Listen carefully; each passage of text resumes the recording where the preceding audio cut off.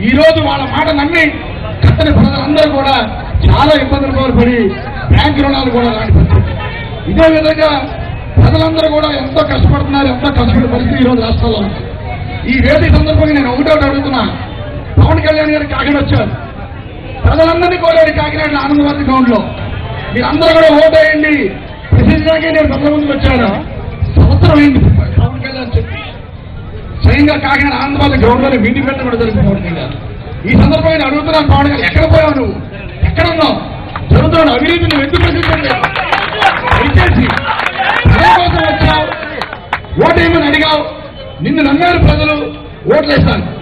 ప్రజల తరపున నిలబడి పోరాడవలసింది నువ్వు మళ్ళా ఏసీ రూమ్ లో కూర్చుని ఒకరి రంగు బాగుకుని సినిమాలో యాక్ట్ చేస్తున్నావు. కానీ ప్రజల ముందుకి ప్రజల గురించి కానీ నువ్వు ప్రశ్నించే పరిస్థితి లేదు ఈ రోజు. అలాగే దయచేసి చంద్రబాబు నాయుడు ఏ విధంగా ప్రజలు మోసం చేశారో పవన్ కళ్యాణ్ కూడా అలాగే ప్రజలు మోసం చేసి తిరుగుతున్నారు.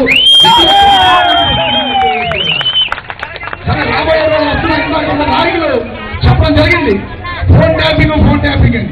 ఇవన్నీ కూడా చంద్రబాబు నాయుడు జగన్మోహన్ రెడ్డి మీద ఏ కేసులు అయితే పెట్టారో అవన్నీ కావాలని పెట్టిన కేసులు, తప్పుడు కేసులు. ఈ రోజు చంద్రబాబు నాయుడు అడ్డంగా దొరికాడు, అతను చెప్పుకున్నాడు అన్న ఆచార్య నేనే అని ఎలక్షన్ చెప్పుకున్నాడు. ఎన్టీ రామారావు పడుకుంటాడు దౌర్భాగ్యం. తర్వాత ఏ విధంగా నువ్వు ప్రతిలాగా అధికారంలోకి వచ్చావా?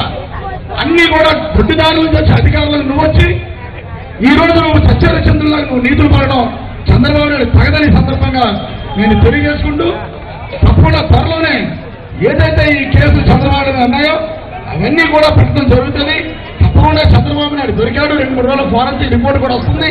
ఆ రిపోర్ట్ ఆధారంగా చంద్రబాబు నాయుడిని అరెస్ట్ చేయాలని మన ఈ వేదిక ద్వారా బీజేపీ